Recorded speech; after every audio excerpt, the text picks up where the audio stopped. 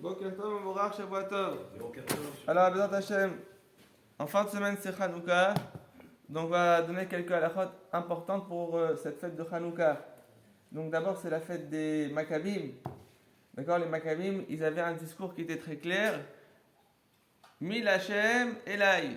Qui c'est qui est avec Dieu, qui viennent combattre à nos côtés les Grecs, donc l'Empire grec. Donc, combien ils étaient? Les Hashmonaïm, les Maccabim allaient faire la guerre contre les Yévanim. On ne sait pas, ils n'étaient pas nombreux, mais en tout cas, ils étaient déterminés dans leur combat, dans la raison de leur combat.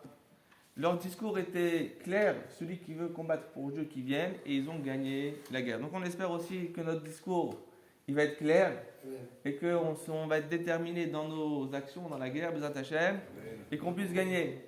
Mais en tout cas, on sait que donc, c'est la fête de Hanouka, et on sait qu'on a la possibilité d'allumer la Hanoukia avec plusieurs sortes de bougies. On peut utiliser des bougies en cire, on peut utiliser de l'huile d'olive pour allumer la Hanoukia.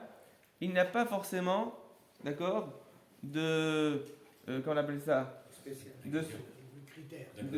de critères pour allumer la Hanouka. Cependant, ce n'est pas des critères qui viennent invalider l'allumage de la Hanouka. On peut allumer avec n'importe quelle bougie, n'importe quelle lumière. Non, le problème, c'est que on sait que la Hanouka, elle doit rester allumée une durée d'une demi-heure.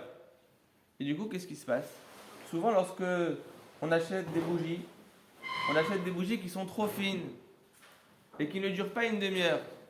D'accord? Si je vous donne un exemple, si dans la pièce déjà il fait chaud, d'accord? La bougie, elle est déjà à température ambiante où il fait chaud, et ben, elle va se consumer rapidement. Alors que si jamais la bougie, elle a été mise au frigidaire, elle va se consumer plus lentement. Donc ceux qui ont des petites bougies, d'accord? Et ils veulent qu'elles puissent durer la demi-heure, alors il faut les refroidir avant de les utiliser. D'accord? C'est déjà une petite astuce. Mais en tout cas, on peut aussi allumer avec de l'huile d'olive. Et le Rama, Rabbi Moshe Isserlich, il nous dit que mitzvah minamufrar, c'est-à-dire la mitzvah au top, c'est d'allumer avec de l'huile d'olive. Pourquoi?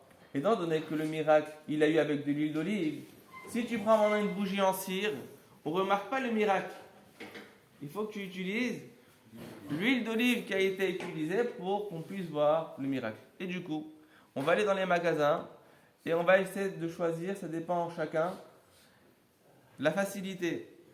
Il y en a qui cherchent non seulement la facilité, mais ils cherchent l'huile d'olive qui est la moins chère, les bougies qui sont les moins chères.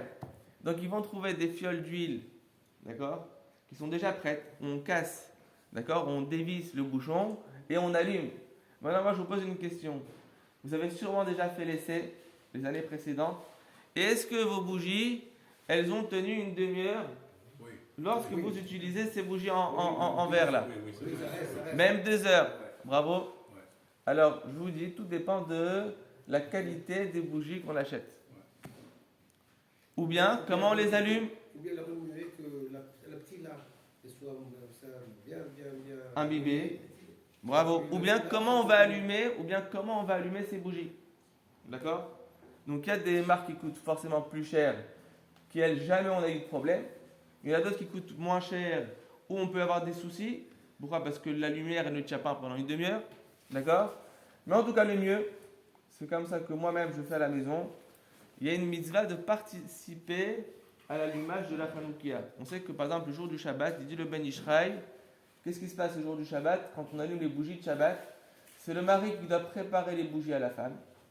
Et c'est la femme qui allume. Et à Hanouka, c'est l'inverse. C'est la femme qui prépare les bougies de Hanouka. Et c'est l'homme qui allume.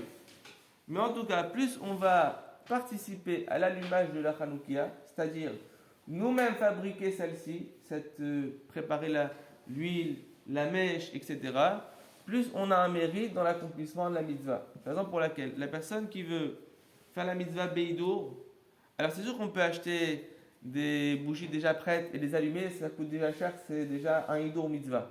Mais si maintenant on prend les petits verres en verre, d'accord, les petits récipients, les fioles, Et maintenant, nous-mêmes, on va mettre un petit peu d'eau, on va mettre de l'huile, et après on va acheter les mèches, d'accord, à part des petits flotteurs, et on va les mettre et on va allumer.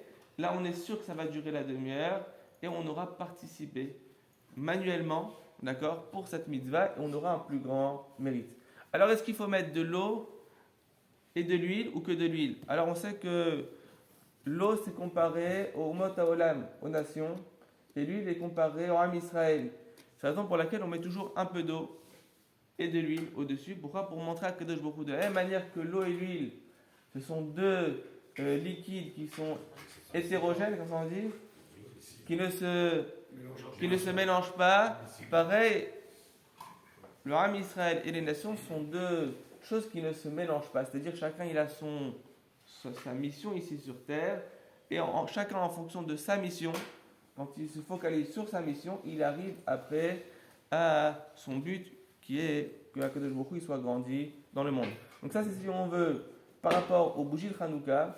Donc quand on achète les bougies de Hanouka déjà toutes prêtes, il n'y a pas d'eau, il n'y a que de l'huile, d'accord? Donc c'est quelque chose en plus qu'on va gagner. Donc allumer avec de l'huile d'olive, c'est le mieux.